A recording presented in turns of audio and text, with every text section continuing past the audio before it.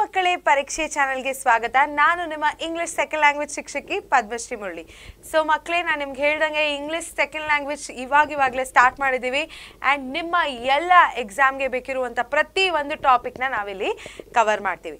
So ನಾ ಹಿಂದಿನ ಕ್ಲಾಸಲ್ಲಿ ಮೊದಲನೇ ಲೆಸನ್ ಏನಿದೆ, a hero, R K Narayan ಅವ್ರು ಬರೆದಿರುವಂತಹ ಈ ಒಂದು ತುಂಬ ಚೆನ್ನಾಗಿರುವಂತಹ ಫೀಲ್ ಗುಡ್ ಆಗಿರುವಂತಹ ಕಥೆನ ನಾನು ಕಂಪ್ಲೀಟಾಗಿ ಡೀಟೇಲಾಗಿ ಲೈನ್ ಟು ಲೈನ್ ಎಕ್ಸ್ಪ್ಲೇನ್ ಮಾಡಿದ್ದೀನಿ. ಅಕಸ್ಮಾತ್ ನೀವು ಆ ವಿಡಿಯೋನ ನೋಡಿಲ್ಲ ಅಂದರೆ ಡಿಸ್ಕ್ರಿಪ್ಷನ್ ಬಾಕ್ಸಲ್ಲಿ ಕೂಡ ನಿಮಗೆ ಆ ಲಿಂಕ್ನ ಹಾಕಿದ್ದೀವಿ, ಅದನ್ನು ಹೋಗಿ ನೋಡಿ. ಮತ್ತು ನಮ್ಮ ಪರೀಕ್ಷೆ ಚಾನಲ್ಗೆ ಸಬ್ಸ್ಕ್ರೈಬ್ ಮಾಡೋದನ್ನು ಮಾತ್ರ ಮರಿಬೇಡಿ. ಎಲ್ಲ ಕೋರ್ ಸಬ್ಜೆಕ್ಟ್ಸು ಲ್ಯಾಂಗ್ವೇಜಸ್ಸು ನಿಮಗೆ ನಾವಿಲ್ಲಿ ನೀಡ್ತೇವೆ. ಸೊ ಖಂಡಿತ ಅದನ್ನು ಮಾಡಿ ಮಕ್ಕಳೇ. ಫಸ್ಟು ಸಬ್ಸ್ಕ್ರೈಬ್ ಮಾಡಿ, ನಿಮ್ಮ ಫ್ರೆಂಡ್ಸ್ ಜೊತೆ ಶೇರ್ ಕೂಡ ಮಾಡಿ. ಸೊ ಇವಾಗ ಆ ಹೀರೋ ಅಂತ ನಾವು ಹಿಂದಿನ ಒಂದು ಕ್ಲಾಸಲ್ಲಿ ನೋಡಿರುವಂಥ ಒಂದು ಎಕ್ಸ್ಪ್ಲನೇಷನು ಎಷ್ಟು ಚೆನ್ನಾಗಿದೆ ಅಂದರೆ ನನಗಂತೂ ತುಂಬ ಚೆನ್ನಾಗಿ ಅನಿಸ್ತು ನಿಮ್ಗೆ ಅದನ್ನು ಎಕ್ಸ್ಪ್ಲೇನ್ ಮಾಡುವಾಗ.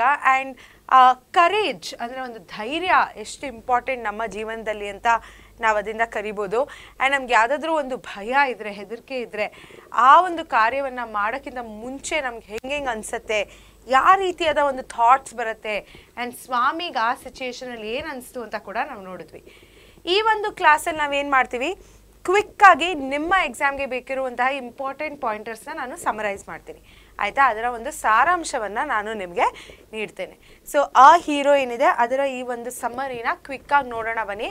ನಾ ಹೇಳ್ದಂಗೆ ಇದಿಷ್ಟೇ ತಿಳ್ಕೊಂಡ್ರೆ ಹೌದು ನಿಮಗೆ ಒಂದು ಅಂಡರ್ಸ್ಟ್ಯಾಂಡಿಂಗ್ ಬರುತ್ತೆ ಈ ಪರ್ಟಿಕ್ಯುಲರ್ ಲೆಸನ್ ಬಗ್ಗೆ.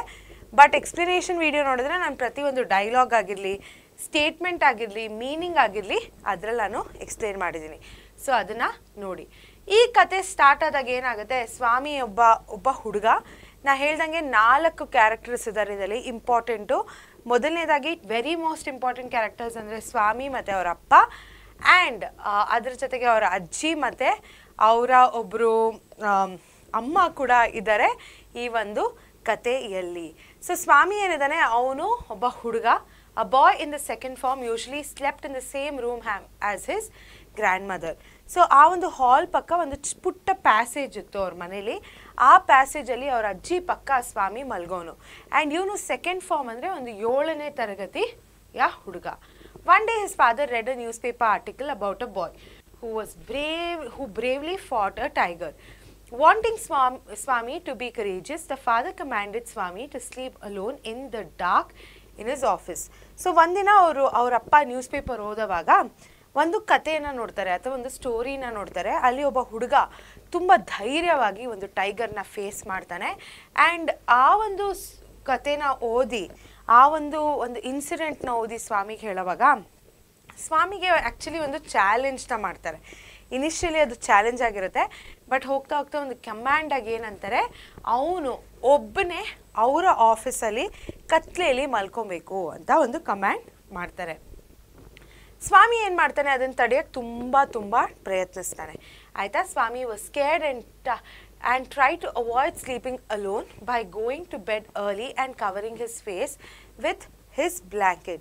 ಸೊ ಅವ್ರ ಅಪ್ಪ ಹಂಗೆ ಪೇಪರ್ ಓದೋವಾಗ ಟಿಪ್ ಟೋಡ್ ಅಂತ ಹೇಳ್ತಾರೆ, ಅಂದರೆ ನಿಧಾನಕ್ಕೆ ಕ್ವೈಟಾಗಿ ಸ್ವಾಮಿ ಏನು ಮಾಡ್ತಾನೆ, ಅವ್ರ ಅಜ್ಜಿ ಪಕ್ಕ ಹೋಗಿ ಬ್ಲ್ಯಾಂಕೆಟ್ನ ನೀಟಾಗಿ ಟೈಟಾಗಿ ಹಾಕ್ಕೊಂಡು ನಿದ್ದೆ ಮಾಡೋಕ್ಕೆ ಕೂಡ ಒಂದು ನಾಟಕವನ್ನು ಮಾಡ್ತಾನೆ. ಬಟ್ ಆದ್ರೂ ಅವ್ರ ಅಪ್ಪ ಬಂದು ಅವನನ್ನು ಎಬ್ಬಿಸ್ತಾರೆ. However, his father woke him up, ignored the protest of the mother and the grandmother and made Swami move to the office. ಏನೇ ಮಾಡಿದ್ರು ಅವ್ರ ಅಪ್ಪ ಎಂಥ ಮನುಷ್ಯನಾಗಿದ್ರು ಅಂದರೆ ಏನೇ ಮಾಡಿದ್ರು ಅವರು ಅಗ್ರಿ ಮಾಡಲಿಲ್ಲ, ಆಯಿತಾ? ಆ್ಯಂಡ್ ಆದ್ರೂ ಸ್ವಾಮಿ ಬೆಡ್ನ ತೊಗೊಂಡು, ಹಾಸಿಗೆನ ತೊಗೊಂಡು ಅದನ್ನು ಮಡಚಿ ಅವ್ರ ಜೊತೆ ತೊಗೊಂಡೋಗಿ ಅವ್ರ ಆಫೀಸಲ್ಲಿ ಮಲಗಿಸ್ಬಿಟ್ರು, ಅರ್ಥ ಆಯ್ತಾ? ಆ್ಯಂಡ್ ಇದರ ನಡುವೆ ಅಪ್ಪ ಮತ್ತು ಅಮ್ಮನ ಮಧ್ಯೆ ನಡೆದಿರುವಂಥ ಕಾನ್ವರ್ಸೇಷನ್ ಇದೆ. ಅಪ್ಪ ಮತ್ತು ಅವ್ರ ಅಜ್ಜಿ ಕೂಡ ಹೇಳ್ತಾರೆ, ಯಾಕೆ ಅವನನ್ನು ಎಬ್ಬಿಸ್ತಿದ್ಯಾ, ಮಲ್ಕೊಳಕ್ಕೆ ಬಿಡು ಅಂತ ಅಲ್ಲ. ಸೊ ಈ ರೀತಿಯಾದ ಕಾನ್ವರ್ಸೇಷನ್ಸ್ನ ನಾನು ಎಕ್ಸ್ಪ್ಲನೇಷನ್ ವಿಡಿಯೋಲಿ ಡೀಟೇಲಾಗಿ ಹೇಳಿದ್ದೀನಿ. Swami slept under the bench for safety and as the night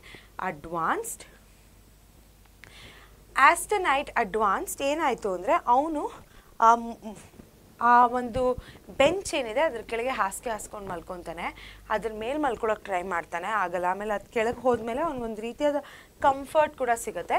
but ಆ ರೂಮಲ್ಲಿ ಅವನನ್ನು ಶಿಫ್ಟ್ ಮಾಡಿದ ನಂತರ ಲೈಟ್ ಇರಲ್ಲ. ಅವ್ರ ಅಪ್ಪಂಗೆ ಕನ್ವಿನ್ಸ್ ಮಾಡ್ತಾನೆ. ಏನಂತ ಕನ್ವಿನ್ಸ್ ಮಾಡ್ತಾನೆ, ನೀವು ಅಟ್ಲೀಸ್ಟ್ ಡೋರ್ನ ಓಪನ್ ಇಟ್ಟಿರಿ ಅಂತ. ಪ್ರಾಮಿಸ್ ಕೂಡ ಮಾಡ್ತಾನೆ ಬೆಡ್ಡನ್ನು ತೊಗೊಂಡು ಅಜ್ಜಿ ಹತ್ರ ಹೋಗಲ್ಲ ಅಂತ.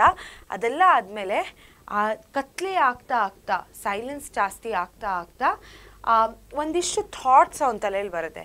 ಯಾವ ಥಾಟ್ಸ್ ಇದು ನೋಡೋಣ ಬನ್ನಿ. Swami slept under the bench for safety and covered his head with the blanket. Swami ಏನು ಮಾಡ್ತಾನೆ, ಬೆಂಚ್ ಕೆಳಗೆ ಹೋಗ್ತಾನೆ ಆ್ಯಂಡ್ ಆ ಒಂದು ಹೊದಿಗೆ ಏನಿರುತ್ತೆ ಗಟ್ಟಿಯಾಗಿ ಹಾಕೊಂಡ್ಬಿಡ್ತಾನೆ. ಅದರಿಂದ ಅವ್ನು ಉಸಿರಾಡೋಕ್ಕೆ ಕೂಡ ಸ್ಪೇಸ್ ಇರಲ್ಲ. Silence in the house ಡೀಪೆಂಡ್ಸು.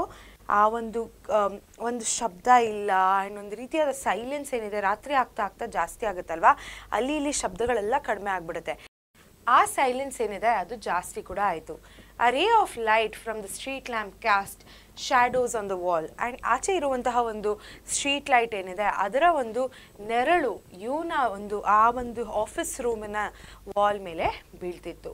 Noises of the clock ticking, trees rustling, people snoring and insects humming could be heard.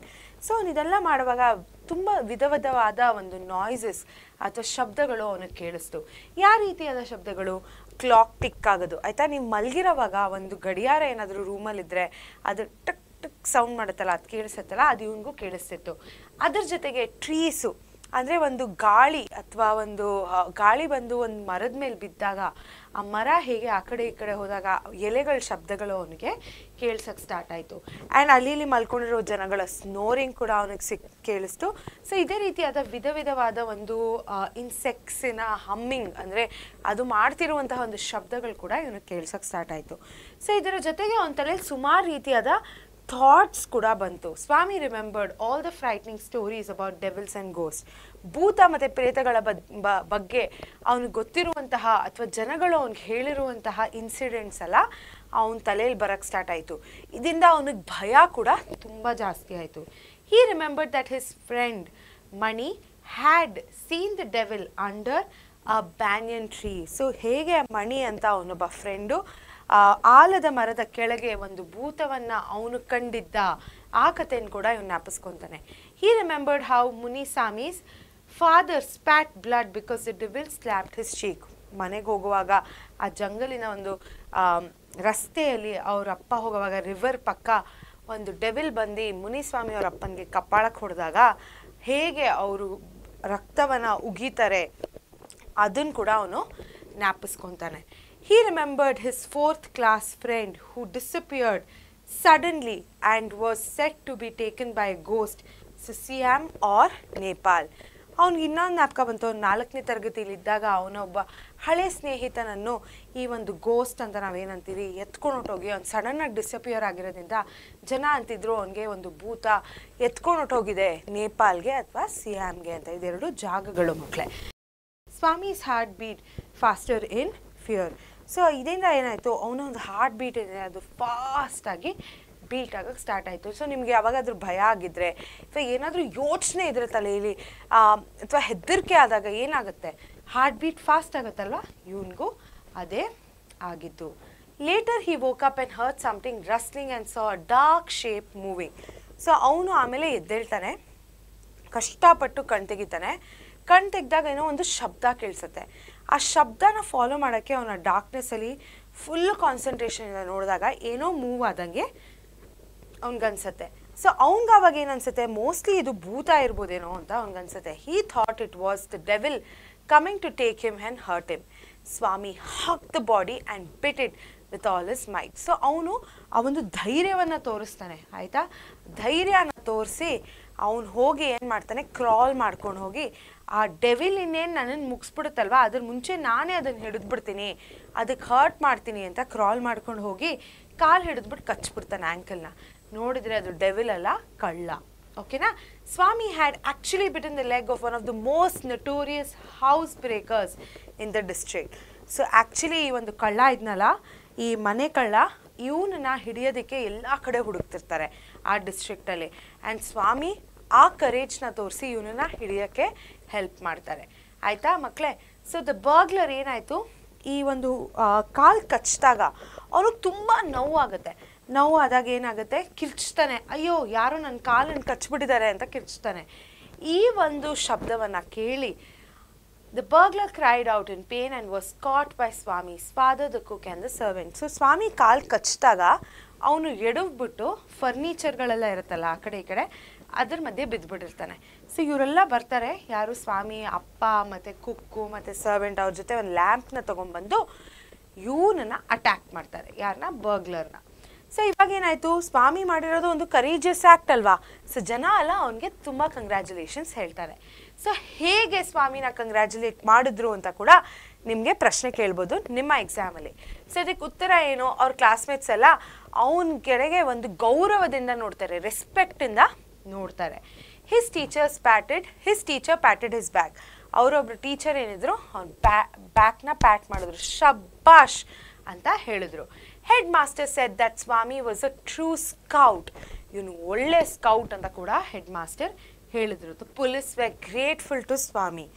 Police ಏನಿದ್ರು ಅವ್ರ ಸ್ವಾಮಿಗೆ ಥ್ಯಾಂಕ್ ಯು ಹೇಳ್ಬಿಟ್ಟು ಗ್ರೇಟ್ಫುಲ್ ಆಗಿ ಕೂಡ ಇದ್ರು. ಆ್ಯಂಡ್ ಅವ್ರು ಹೇಳ್ತಾರೆ ಕೂಡ ನೀನು ದೊಡ್ಡವನಾದ್ಮೇಲೆ ಪೊಲೀಸ್ ಆಗು ಅಂತ. ಬಟ್ ಸ್ವಾಮಿಗೆ ಆ್ಯಕ್ಚುಲಿ ಇಂಜಿನ್ ಡ್ರೈವರು ಆ ರೀತಿಯಾದ ಕೆಲಸಗಳು ಮಾಡಬೇಕು ಅಂತ ತುಂಬ ಇಷ್ಟ ಇರುತ್ತೆ. ಒಂದು ಆದ್ರೂ ಪೊಲೀಸ್ ಮುಂದೆ ಇವನು ಇಲ್ಲ ಅನ್ನೋಕ್ಕಾಗಲ್ಲ ಅಂತ ಹೇಳಿ ಎಸ್ ಸರ್ ಅಂತ ಕೂಡ ಹೇಳ್ತಾನೆ. The inspector suggested that Swami become a police officer when he grew up, but Swami wanted to be an engine driver, a railway guard or a bus conductor. ಸ್ವಾಮಿಗೆ police ಆಗೋಕ್ಕೆ ಇಷ್ಟ ಇರಲಿಲ್ಲ. ಅವ್ನಿಗೆ ಏನಾಗಬೇಕು ಅಂತ ಇತ್ತು, ಇಂಜಿನ್ ಡ್ರೈವರ್ ಆಗಬೇಕು ಅಂತ ಇತ್ತು, ರೈಲ್ವೆ ಗಾರ್ಡ್ ಆಗಬೇಕು ಅಂತ ಇತ್ತು, ಅಥವಾ ಬಸ್ ಕಂಡಕ್ಟರ್ ಆಗಬೇಕು ಅಂತ ಇತ್ತು.